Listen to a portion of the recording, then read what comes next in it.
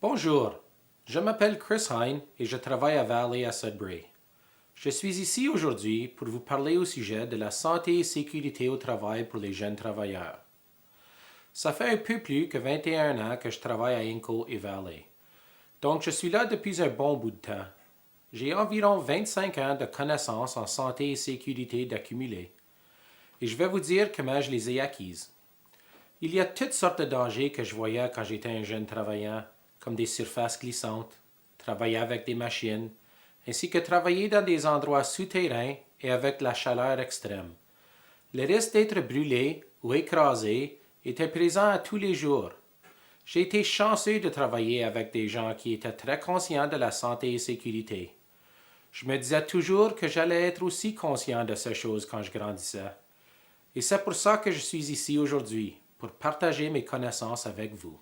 Aujourd'hui, je vais vous conter des histoires qui ne seront peut-être pas faciles à entendre, ou qui vous toucheront peut-être particulièrement. Si elles vous dérangent, vous pouvez en discuter avec votre enseignante après la présentation. On vous conte ces histoires parce que quand on a demandé à des jeunes travailleurs qui se sont blessés comment on pourrait réduire les blessures dans le futur, ils nous ont dit « Contez-leur nos histoires. Dites-leur exactement ce qui nous est arrivé. » Donc, on a formé une coalition pour aider à livrer ces messages. La coalition comprend 4 conseils scolaires à Sudbury, le syndicat Linco, le local des Métallos 6500, auquel j'appartiens, et d'autres organismes aussi. Aujourd'hui, on va couvrir plusieurs sujets, comme l'historique de la santé et la sécurité au travail et le rôle des syndicats, la loi sur la santé et la sécurité au travail, les jeunes travailleurs, les matières dangereuses, les méthodes de contrôler les dangers, les droits des travailleurs, les obligations et responsabilités des employeurs, des superviseurs et des travailleurs. Quoi faire quand une blessure se produit? Je vais discuter de chacun de ces sujets en détail plus tard dans la présentation. Je vous demande de sortir votre questionnaire pour que vous puissiez le remplir pendant que je parle. Faisons un survol de l'historique de la santé et la sécurité en Ontario. Il y a toutes sortes de lois et de règlements qui s'appliquent à des endroits ou des types de travail spécifiques. Ces lois ont été créées lorsque les travailleurs ont poussé le gouvernement à faire des changements pour améliorer leur vie de travail. Je ne vais pas aller trop en détail pour chacune de ces lois, et je crois que votre enseignant vous a déjà donné une feuille avec l'info qu'il y a ici. Donc je vais juste discuter d'une ou deux d'entre elles. La loi des usines de l'Ontario a créé des inspecteurs qui étaient comme des policiers pour les conditions de travail dans les usines. Elle a aussi déterminé l'âge minimum auquel pouvaient travailler les filles et les garçons. Avant cette loi, les enfants pouvaient travailler dans des usines à faire de la main-d'œuvre enfantine. De nos jours, nous savons que ce n'est pas acceptable. Cette loi fut révisée au cours des années et était le début de la loi sur la santé et la sécurité au travail que nous suivons maintenant. Un autre événement important était la grève sauvage à Elliott Lake. Une grève sauvage est une grève illégale. Les travailleurs mouraient à un taux inquiétant de maladies qu'ils avaient contractées en travaillant dans les mines d'uranium. Non seulement qu'il y avait beaucoup d'entre eux qui mouraient, mais ils mouraient à un jeune âge, aussi jeune que 30 ou 40 ans. Ils étaient exposés à des matériaux cancéreux comme la poussière d'aluminium et de la radiation. Cette image démontre un poumon qu'on appelle le poumon noir. C'est le poumon d'un travailleur qui a été exposé à ces matériaux cancéreux. Donc le gouvernement a commissionné James Ham à investiguer le taux de mort élevé en formant la Commission royale sur la santé et la sécurité des travailleurs dans les mines. Ces résultats, appelés le rapport Ham, ont inspiré la loi sur la santé et sécurité au travail. D'autres lois ont été présentées récemment, telle la loi de l'Ontario sans fumée et la violence et le harcèlement au travail. On en discutera plus longuement plus tard. Il y a plusieurs raisons que les syndicats ont été créés. Dans le passé, il y avait des inégalités de salaire et les travailleurs étaient souvent maltraités. Par exemple, les femmes étaient payées beaucoup moins pour faire le même travail. Les syndicats se sont battus pour changer ce fait et ont créé un travail égal, salaire égal. Parmi les plus importants accomplissements des syndicats sont l'égalité pour les femmes et l'abolissement de la main-d'œuvre enfantine. Vous pouvez voir que dans cette photo, les enfants ne peuvent pas avoir plus que 9 ou 10 ans et ils n'ont même pas de chaussures. Maintenant, nous avons des lois d'âge minimum et des politiques d'équipement de protection personnelle, ce qu'on appelle le EPP. Les syndicats ont aussi aidé à réduire les blessures et maladies professionnelles en luttant pour des lois de santé et sécurité au travail et en tenant les employeurs responsables pour des environnements de travail qui ne sont pas sécuritaires. De nos jours, le syndicat continue à améliorer les conditions de travail pour les travailleurs en faisant des manifestations et des campagnes auprès du gouvernement visant les lois de la santé et la sécurité. Voici une photo de l'acte qui s'appelle la Loi sur la santé et sécurité au travail, la LSST. Elle se fait souvent appeler le livre vert. C'est comme le livre des règlements pour le milieu du travail. J'ai déjà mentionné comment elle a été développée. C'était en réponse au besoin à améliorer la santé et sécurité au travail. Maintenant, on va discuter de la LSST pour quelques diapos de plus, des lois qui y sont incluses, ainsi que comment elle s'applique à vous. Le but de cette loi est de protéger les travailleurs partout en Ontario, même les jeunes travailleurs. Une des caractéristiques principales de la LSST est le système de responsabilité interne ou SRI. Le SRI signifie que tout le monde dans le lieu de travail est responsable pour la santé et la sécurité au travail. Ce système fonctionne mieux lorsqu'il y a une chaîne qui n'est pas interrompue du directeur général jusqu'à toi, le travailleur. Un autre point saillant de l'acte sont les politiques sur le harcèlement au travail. Ces politiques ont été créées car les travailleurs se faisaient violemment harceler au travail, jusqu'au point de blessures graves et même en payant avec leur vie.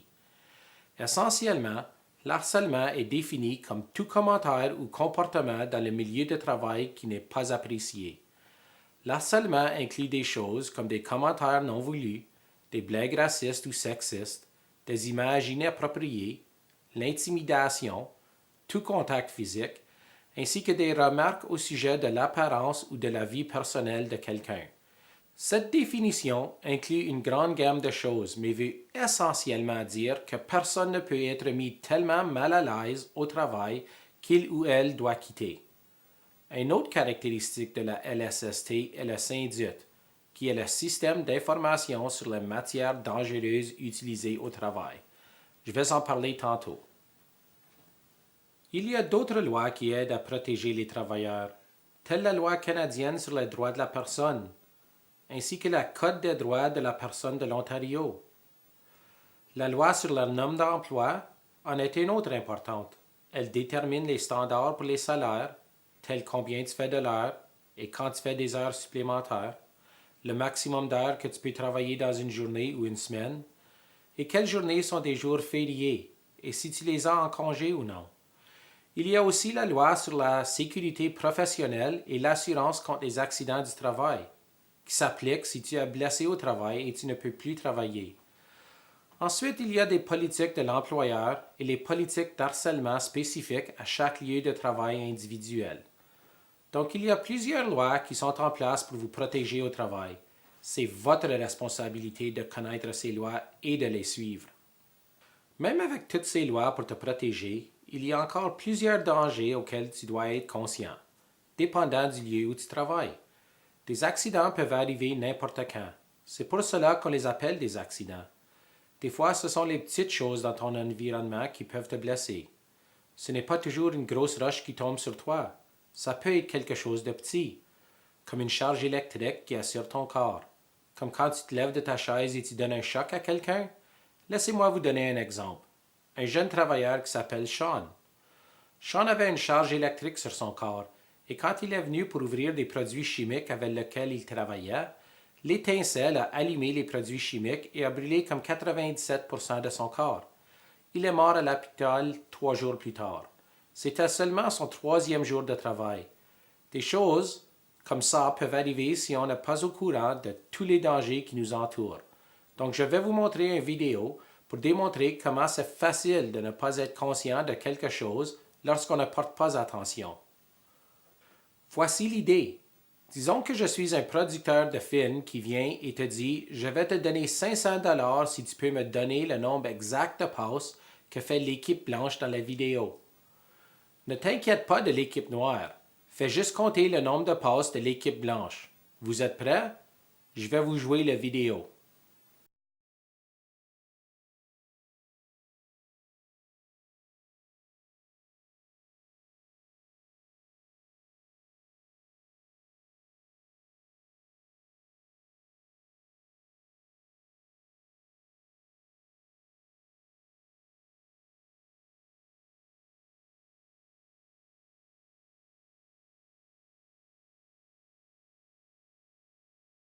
Combien de passes avez-vous compté? Plus important, avez-vous vu le gorille? La plupart des gens ne voient pas le gorille, mais je vous assure qu'il est là. Je vais vous le prouver. Je rejoue la vidéo.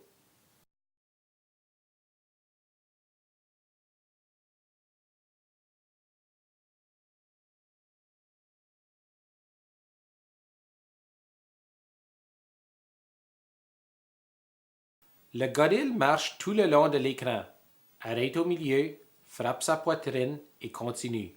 Le gorille pour Sean était la petite étincelle.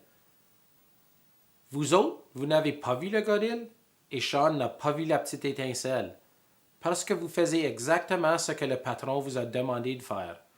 Je vous ai demandé de regarder pour quelque chose et vous l'avez fait, mais vous n'avez pas vu le gorille qui aurait pu vous arracher la tête. Je n'avais aucune intention de vous faire mal. Je pensais que vous saviez que le gorille était là. Je crois qu'aucun patron n'a l'intention de vous blesser, mais le fait demeure que tout le monde a quelque chose en tête, leurs propres problèmes, leurs propres expériences, et ce test de sensibilité démontre ce qui peut arriver si tu n'es pas conscient ou tu ne portes pas attention dans toute situation. Donc, qui est un jeune travailleur? Un jeune travailleur est tout le monde en bas de l'âge de 24 ans. Il y a des gens qui sont surpris de cet âge et disent « Hey, t'as 24 ans, tu n'es plus jeune, tu es un adulte. » La vérité est que plusieurs personnes font plusieurs différents emplois jusqu'à ce qu'ils s'installent dans leur carrière. C'est très commun chez les jeunes travailleurs. Ils essaient plein de différents emplois et ne restent pas dans le même pendant trop longtemps. C'est pour ça que l'âge est 24 ans. Les statistiques disent que 1 sur 3 jeunes travailleurs sera blessé. 1 sur 3. Certaines de ces blessures seront mineures, telles qu'une coupure ou une brûlure, mais d'autres seront sévères, comme perdre un bras ou perdre une jambe. Le fait est que toi ou une des 2 personnes assises à côté de toi souffrira probablement une blessure au travail. Prenons l'histoire de Chad Lamond. Il travaillait dans une mine à Levac, qui est près d'où je viens. Ses parents ont dit qu'il avait toujours voulu être minier, comme son père et son grand-père. Vers la fin de son adolescence, Chad a eu un emploi avec une entreprise minière. Il ne travaillait pas là depuis longtemps, je ne sais pas exactement combien de temps, mais il est tombé plus de 240 mètres dans un puits de mine et il est mort. L'histoire de Chad est encore plus tragique, parce qu'il venait d'épouser l'amour de sa vie depuis le secondaire et ils attendaient un bébé. Le point de l'histoire est que les accidents arrivent, même près de chez nous, comme avec Chad. Et le fait que les jeunes travailleurs sont blessés plus souvent que tout autre groupe de travailleurs. Donc c'est pour ça que je fais cette présentation, pour vous conter ces histoires et essayer de vous rendre plus conscient pour qu'on puisse changer ces nombres. Regardons aux chiffres pour vous donner une idée des blessures qui souffrent les jeunes travailleurs. Dans une période de 5 ans, de 2005 à 2009, 36 travailleurs sous l'âge de 25 se sont décédés, seulement en Ontario. Donc à chaque année, environ 7 jeunes travailleurs sont tués au travail en Ontario. Durant cette même période, plus de 200 000 jeunes ont fait demande de prestations à cause de blessures. Ça, c'est 40 000 à chaque année pour ce groupe d'âge. Et ça, c'est seulement en Ontario, où vous travaillez et vous vivez. Les domaines avec le plus de demandes de prestations sont ceux de services et de fabrication. Ceux-ci sont les endroits où la majorité des jeunes travailleurs obtiennent leurs premiers emplois. Des lieux comme des cafés, des restaurants, des magasins de vente, pas des emplois comme miniers ou pompiers qu'on penserait seraient plus dangereux. Les types de blessures les plus communément rapportés sont les entorses, les coupures et les bleus. Donc peut-être pas les blessures les plus sévères, mais quand même quelque chose à considérer. Tu es 4 fois plus susceptible de te blesser dans ton premier mois de travail qu'en tout autre temps. Ça veut dire que si tu changes d'emploi ou même lieu de travail, ou si tu commences un nouvel emploi en quelque part d'autre, tu as 4 fois plus de chances à te blesser durant le premier mois qu'à n'importe quel autre temps. La plupart des jeunes travailleurs travailleront dans l'industrie du service pour leur premier emploi. Ceci est un autre fait. Prenons l'histoire de Kelly Kaler, qui avait 19 ans lorsqu'elle est décédée au travail. Elle travaillait dans un dépanneur pendant 3 mois. Un soir, elle travaillait seule. Elle était en train de faire le bouclage du magasin lorsqu'un intrus est entré, a cambriolé le magasin et a tué Kelly.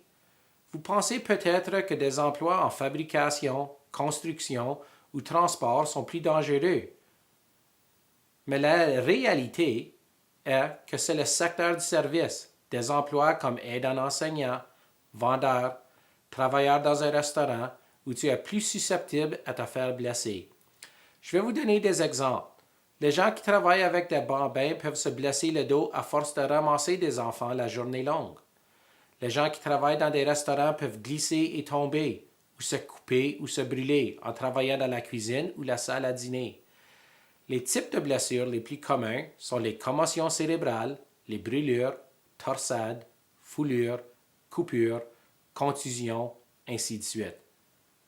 Des fois, ces blessures sont mineures, des fois, elles sont sérieuses. Donc, ce sont quoi des dangers? J'ai déjà mentionné que les dangers sont présents dans tout lieu de travail. Ils peuvent être très évidents, comme une grosse roche qui tombe, ou très petits, comme l'étincelle de Sean. Voici plus d'informations sur les dangers. Les dangers sont n'importe quoi qui peut vous blesser ou vous rendre malade. La majorité du temps, on pense probablement à des produits chimiques. Mais les dangers incluent des aspects biologiques, ergonomiques, physiques, psychologiques et sociaux. Je vais discuter de chaque type individuellement. Les dangers biologiques sont des êtres vivants ou des substances qui peuvent entrer dans le corps, soit par ingestion, inhalation ou absorption. Des choses comme du sang, des virus, des bactéries, la matière fécale d'animaux, des morsures d'insectes, etc. Les lieux de travail où vous pourriez trouver ces dangers sont les hôpitaux, les garderies, les centres pour les aînés, le travail avec des animaux ou des gens ou le travail à l'extérieur. Les dangers chimiques sont en état solide, liquide ou gazeux et peuvent entrer dans votre corps. Des choses comme la peinture, les solvants, les nettoyants, les acides, les gaz, des choses comme ça. C'est là que Syndit peut vraiment aider à vous protéger. Les lieux de travail où on retrouve ces dangers sont des ateliers, des garages, des piscines, des lieux où on peint, donc des endroits comme ça. Les dangers ergonomiques ont lieu lorsque l'on crée une pression sur notre corps, en faisant des choses comme des mouvements répétitifs ou inhabituels, avoir une mauvaise posture, utiliser un surplus de force, etc. On retrouve ce type de danger presque partout. Des lieux où on fait de la dactylographie ou du travail à la caisse, où on bouge des objets lourds, des lieux où on passe beaucoup de temps assis ou debout, ou n'importe quel temps qu'on utilise des mouvements incorrects. Les dangers physiques peuvent causer des blessures, des maladies ou la mort. Des choses comme être debout sur un plancher qui vibre peuvent causer du dommage aux jointures et aux ligaments au fil du temps. Le bruit extrême et les fluctuations intenses de température peuvent aussi avoir des effets physiques. Les dangers physiques sont aussi présents presque partout, puisque toute chose qui n'est pas utilisée de façons appropriées ou qui n'est pas bien maintenue risque de vous blesser. Des endroits où on travaille avec des outils, ou si le plancher est inégal ou glissant, ou des endroits où il y a des bruits forts ou des températures extrêmes. Les dangers psychologiques et sociaux peuvent mener à d'autres maladies. Des facteurs tels qu'un manque de contrôle professionnel ou une surcharge de travail peuvent causer du stress, et ce stress peut inciter d'autres maladies. Les types de travail où on retrouve ces dangers sont encore très variés. Les magasins et les restaurants où il y a des périodes de pointe, ou des sites de construction où il y a des échéances rigides ou des attentes de perfection. Le plus conscient que vous êtes de ces dangers qui vous entourent, le mieux que vous pourriez vous protéger. Pratiquons l'identification de dangers avec le garage de Lucky. C'est une bande dessinée d'un atelier où on retrouve plusieurs dangers. Voyons combien on peut en trouver. Premièrement, il y a le gars dans le coin de droite, au bas de l'image. Il porte des lunettes protectrices, mais il ne porte pas de casque pour souder. Si on voulait contrôler le danger au niveau du travailleur, on devrait utiliser l'EPP le plus efficace. Il pourrait s'aveugler rapidement à ne porter que des lunettes protectrices. Il y a aussi un fil qui produit des étincelles dans ce même coin de l'image. Peut-être que quelqu'un avait besoin de souder quelque chose de loin de la prise électrique. Donc le fil est étiré et est devenu décapé de la couche de caoutchouc. Les étincelles dangereuses pourraient être évitées en bougeant le soudeur aussi près que possible d'où on travaille. Le fil étiré est aussi un risque de trébucher. Le gars qui nettoie en arrière, il porte son propre EPP, mais il ne protège personne d'autre contre les vapeurs. Il n'a pas isolé l'endroit du renversement pour assurer que personne ne glisse. Il y a toutes sortes de dangers dans cet atelier. J'ai pu en trouver à peu près 20. Et il pourrait tout être corrigé en portant attention à l'environnement et en utilisant des pratiques de travail saines. Le gars avec la planchette qui fait l'inspection de sécurité devrait dire « c'est inacceptable ». Isole cet endroit avec une corde. Contrôle les vapeurs dans ce coin-là. Trouve un dispositif de protection approprié pour cette affûteuse. Et ainsi de suite. Donc prenons une courte pause et quand on revient, on parlera du syndic.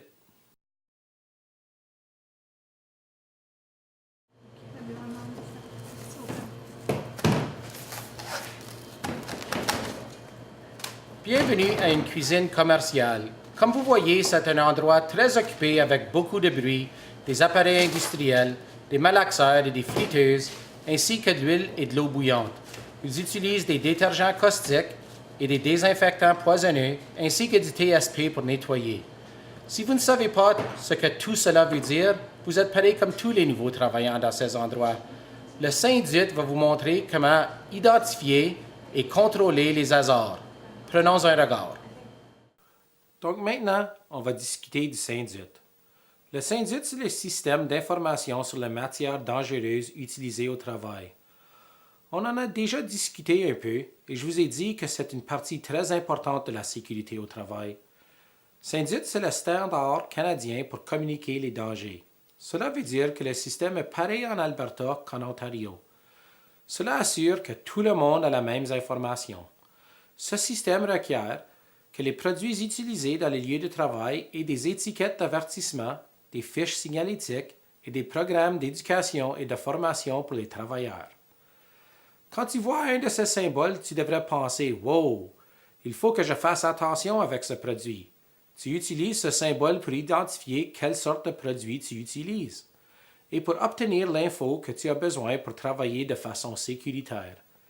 Il y a des symboles pour les gaz comprimés, inflammables, ainsi que les produits combustibles, les produits oxydants, des agents toxiques et infectieux, ainsi que les matériaux corrosifs et réactifs.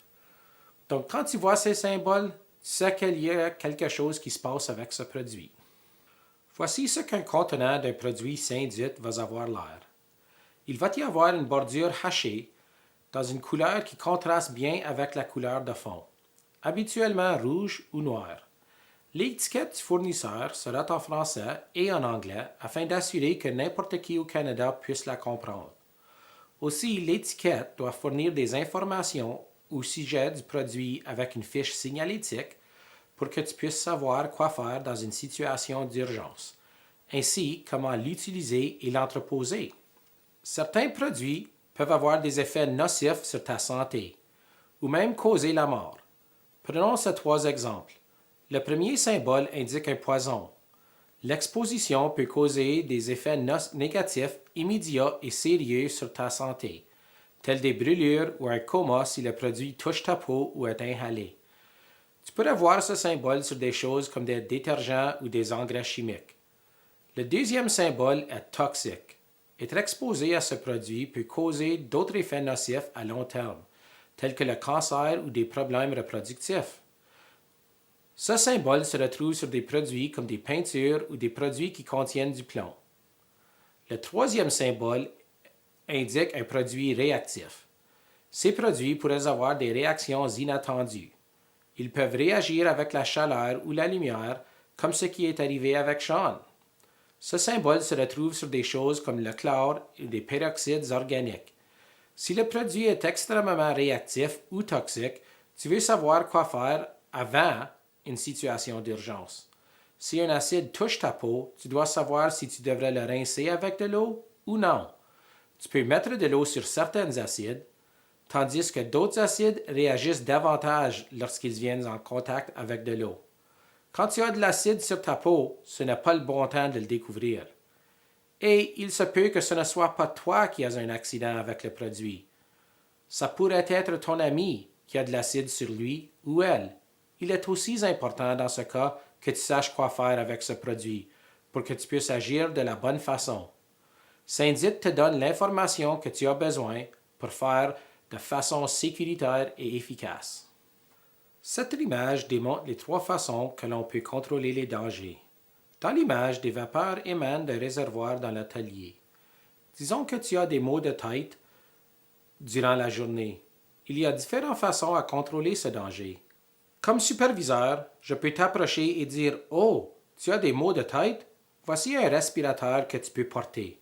Cela va te protéger, mais la pollution est encore dans l'air. » Comme superviseur, je pourrais dire « Je ne veux même pas que la pollution se rende à toi, parce que je me soucie de ta santé, et donc je vais installer un ventilateur et faire sortir toute l'air pollué par la fenêtre. » Maintenant, je l'envoie à l'extérieur, à quelqu'un d'autre, quelqu'un qui travaille dehors ou qui attend dans une auto stationnée. Maintenant, ce sont eux qui respirent les vapeurs et qui ont des maux de tête. Le danger est encore présent. La meilleure façon de contrôler le danger est de contrôler le réservoir même. Je peux installer une hotte au-dessus du réservoir ou isoler l'endroit du reste de l'atelier et ventiler les vapeurs par le toit.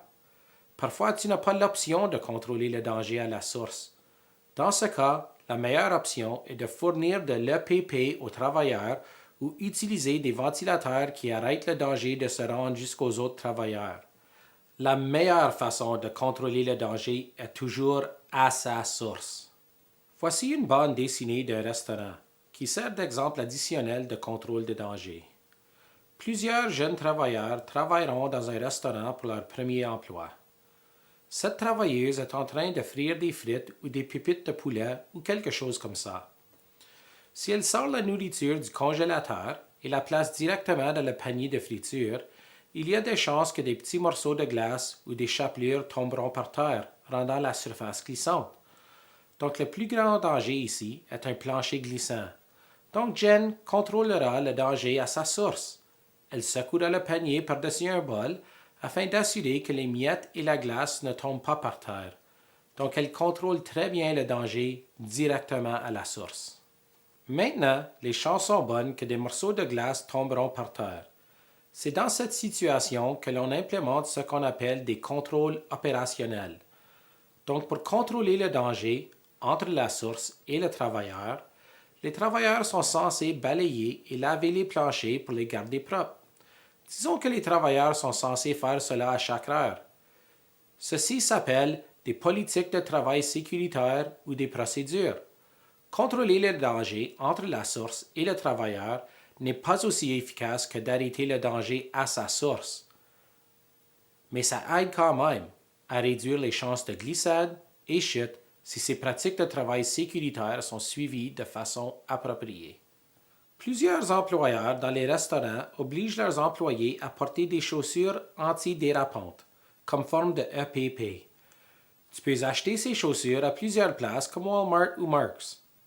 L'EPP est au niveau du travailleur et donc protégera ce dernier, mais le danger est encore présent. En portant des chaussures antidérapantes, le danger est contrôlé au niveau du travailleur. Les planchers sont encore glissants et c'est un vrai danger. Mais en portant cette EPP, les travailleurs ont moins de chances à glisser et tomber que s'ils portaient des différentes chaussures. Un rappel, la meilleure façon de contrôler un danger est toujours à la source. Prenons maintenant l'histoire de David Ellis. Il est possible que vous ayez déjà entendu son histoire si votre enseignante vous l'a déjà contée. Quand David avait 18 ans, il était embauché dans une grande boulangerie où il y avait des grands fours industriels. Sa deuxième journée de travail, David est tombé dans un mélangeur de pâtes industrielles et est mort au travail. Il était seulement censé être là pour 2 semaines, mais malheureusement, il n'a travaillé là que quelques jours. Et c'est pour ça que les accidents se produisent, à cause qu'on fait des choses qu'on n'est pas censé de faire au travail, avec lesquelles on n'est pas familier. À cause qu'on n'est pas conscient des dangers et donc on ne sait pas ce qui peut nous blesser. Plusieurs blessures dont peuvent souffrir les jeunes travailleurs peuvent être prévenues s'ils ont les bonnes connaissances et la bonne formation, et s'ils se sentent qu'ils ont des droits au travail qu'ils peuvent utiliser pour se protéger. Les travailleurs en Ontario ont des droits au travail qui ne peuvent leur être enlevés. On a 3 droits fondamentaux. Personne ne peut les enlever, pas tes parents, pas ton employeur, même pas un avocat. Ces droits sont le droit de savoir, le droit de participer et le droit de refuser. Ces droits dans la loi sur la santé et sécurité au travail sont écrits avec le sang des travailleurs. Il y a des gens qui ont payé avec leur vie pour ces droits, donc on doit les utiliser, mais pas les abuser. Vous devriez tous savoir que vous avez le droit de savoir, le droit de participer et le droit de refuser du travail qui n'est pas sécuritaire. Et vous devriez vous sentir confortable de les utiliser en tout temps. Nous allons discuter de chacun de ces droits individuellement et je vais utiliser l'histoire de David pour l'aider à les expliquer. Tu as le droit de savoir. C'est quoi le droit de savoir? David et tous les travailleurs ont le droit d'être conscients des dangers au travail et d'avoir l'information nécessaire pour faire le travail de façon sécuritaire. Ça s'applique à vous autres aussi. Si les employeurs sont au courant des conditions dangereuses, ils sont obligés, par la loi, à vous informer, les travailleurs, de tous les dangers. Ils doivent assurer que tu aies toute l'information nécessaire pour faire ton travail de façon sécuritaire. Si tu n'es pas certain, tu peux demander à ton gérant ou à ton superviseur où trouver cette information au travail. David avait le droit de savoir que le mélangeur de pâtes pouvait le tirer s'il était trop près ou s'il travaillait dans les machines sans qu'elles soient verrouillées. Son superviseur aurait dû l'informer au sujet de toutes les parties de la machine qui auraient pu amputer son bras ou même le tuer. Quand une machine est verrouillée, c'est comme la débrancher. Même si la machine est accidentellement mise en marche, elle ne fonctionnera pas parce qu'elle est essentiellement débranchée. Tu as le droit de participer dans ta santé et sécurité au travail. Qu'est-ce que ça veut dire? David et tous les travailleurs ont le droit de s'impliquer à l'amélioration des conditions de santé et sécurité dans leur lieu de travail. Afin de t'aider à rendre ton travail plus sécuritaire, tu peux devenir un représentant de santé et sécurité ou participer au comité de santé et sécurité. Tu peux aussi t'impliquer au niveau de sessions d'information et de formation pour faire ton emploi de façon sécuritaire. David avait le droit d'approcher son superviseur et dire « Hey, je pense que les mélangeurs de pâtes devraient avoir des mécanismes de verrouillage pour qu'ils ne puissent pas être mis en marche accidentellement. » Il avait le droit d'inspecter la machine sur laquelle il travaillait afin de s'assurer que le pouvoir était réellement éteint. Il n'était pas obligé de prendre le mot de son superviseur, Il se peut que David allait travailler sur le mélangeur numéro 3 et que son patron croyait avoir éteint le mélangeur numéro 3, mais qu'il avait actuellement éteint le mélangeur numéro 4 parce qu'il travaillait sur celui-là quelques jours passés. Je ne dis pas que c'est cela qui s'est produit. J'essaie simplement de vous faire comprendre que vous avez le droit d'aller regarder la machine numéro 3 afin de vous assurer qu'elle est réellement éteinte. C'est ton droit d'impliquer dans ta sécurité au travail. N'aie jamais peur de poser des questions, surtout lorsque c'est au sujet de ta santé et sécurité. Tout le monde devrait encourager ce type d'action, donc ne sens-toi jamais comme tu ne peux pas t'impliquer. Tu as le droit de refuser du travail qui n'est pas sécuritaire. Ce droit est possiblement le plus important de tout. Si tu crois que le travail qu'on te demande de faire est dangereux pour toi ou un autre travailleur, tu as le droit de dire que tu ne le feras pas jusqu'à ce qu'il y ait preuve que ce soit sécuritaire. Ça ne veut pas dire que le travail doit être dangereux pour toi. Tu peux refuser de faire quelque chose si le travail est sécuritaire pour toi, mais pourrait blesser quelqu'un d'autre. Disons que ton patron veut que tu utilises une grue pour transporter un objet lourd. Peut-être que tu trouves que la corde semble vieille et fragile et qu'elle pourrait briser et échapper la charge que tu transportes. Tu peux refuser de faire le travail jusqu'à ce que la corde soit remplacée. Non seulement est-ce que l'employeur est obligé par loi de t'informer s'il y a quelque chose de dangereux dans le lieu du travail, mais toi, en tant que travaillant, as aussi l'obligation légale de dire à ton employeur s'il y a quelque chose qui n'est pas sécuritaire dans le milieu du travail. Peut-être que ton patron n'a pas vu de la corde de la grue récemment, mais toi, tu remarques qu'elle a été filochée. Tu as la responsabilité de lui dire que tu trouves ça dangereux. Tu ne dois pas avoir de preuves concrètes pour refuser du travail que tu penses n'est pas sécuritaire. Ça peut être une sensation inconfortable ou un pressentiment que c'est dangereux. Et ça n'a pas besoin d'être supporté par des preuves concrètes. Tu dois agir et dire, on doit regarder à ça, s'assurer que c'est sécuritaire. Peut-être faire venir un expert pour faire certain que ce n'est pas dangereux. Je vais bientôt discuter des étapes à suivre après que tu refuses un travail dangereux, que tu penses est dangereux. Quand peux-tu refuser de faire du travail que tu trouves dangereux? Tu ne peux pas abuser de ce droit et juste dire, tout d'un coup, je refuse de faire ça juste à cause que c'est une tâche nulle ou un métallo t'a dit de ne pas faire rien que tu penses est dangereux. Tu dois avoir une raison légitime. N'utilise pas ce droit imprudemment. Tu as le droit de refuser du travail si tu crois qu'un ou plus qu'un des énoncés suivants sont vrais. Toute machine, équipement ou outil que tu utilises ou que tu es demandé d'utiliser est susceptible de te mettre en danger ou de mettre un autre travailleur en danger. Ça peut être aussi simple qu'un outil que ton patron te dit d'utiliser et la corde fait des étincelles. Ça peut être une grue qu'on te dit d'utiliser qui a une corde effilochée. Les conditions physiques du lieu de travail sont susceptibles de te mettre ou de mettre un autre travailleur en danger. Ça peut être un escalier qui n'a pas de balustrade ou un atelier qui est inondé et il y a de l'eau partout sur le plancher. Tu as le droit de dire « Je ne travaille pas jusqu'à ce que la balustrade est posée » ou « Ce coin de l'atelier est délimité ». Tu peux exercer ton droit de refuser un travail dangereux quand ce qu'on te demande de faire est en contravention d'une loi et est susceptible de mettre quelqu'un en danger.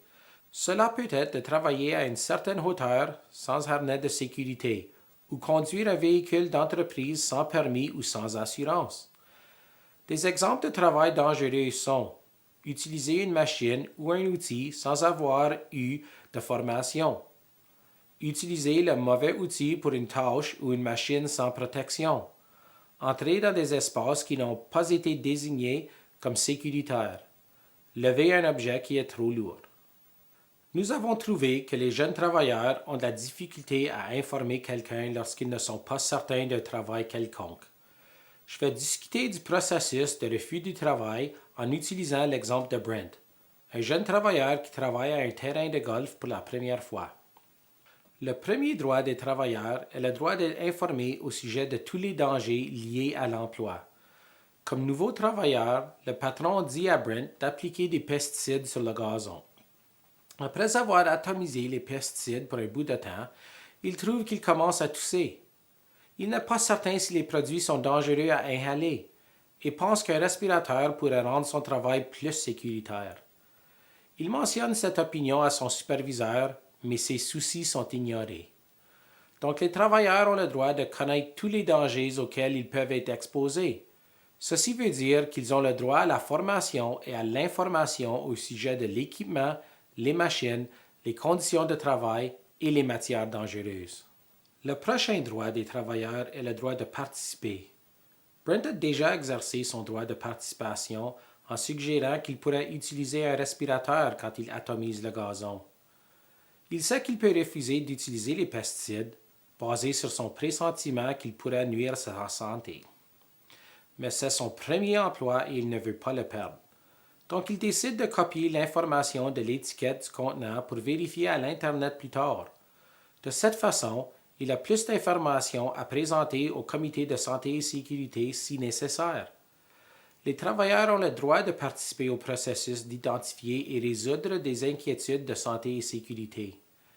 Les façons que les travailleurs peuvent exercer ce droit sont de s'impliquer dans les comités de santé et sécurité ou en tant que représentants de santé et sécurité.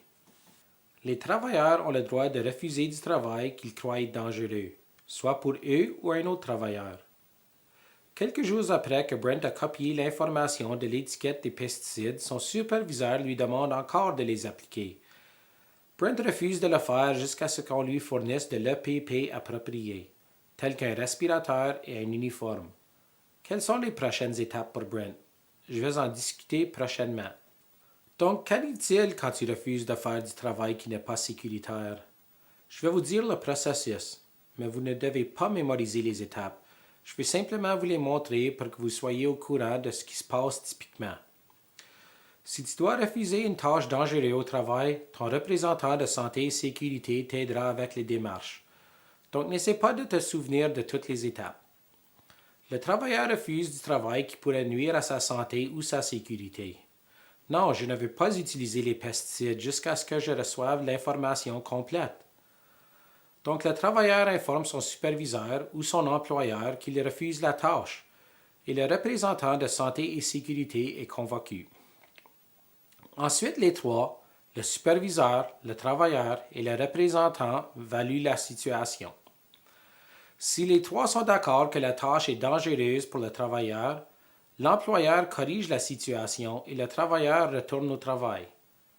Si l'enquête de la situation est complète et l'employeur et le représentant ne trouvent pas que la tâche est susceptible d'être dangereuse pour le travailleur, ce dernier a encore un choix.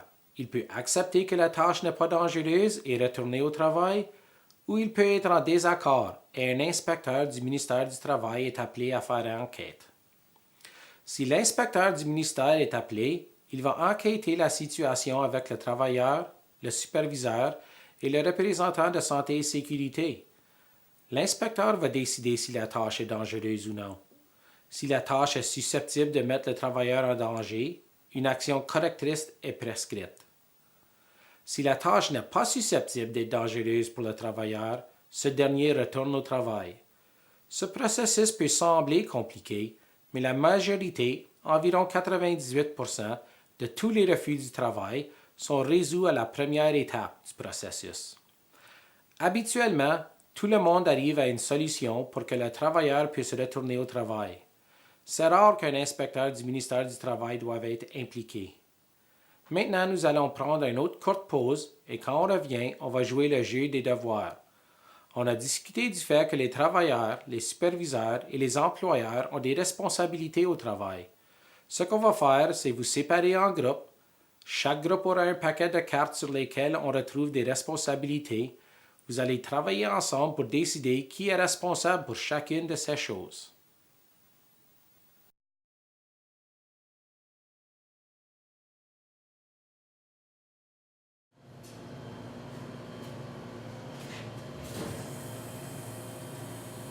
Une cuisine commerciale est un lieu de travail où beaucoup de jeunes travailleurs vont commencer dans le domaine du travail.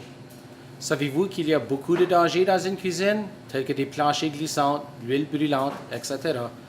Votre employeur a une obligation pour vous informer de tous les hasards associés avec vos tâches et prendre toutes précautions raisonnables pour s'assurer de votre santé et sécurité au travail. Prenons un regard aux obligations des employeurs, superviseurs et travailleurs.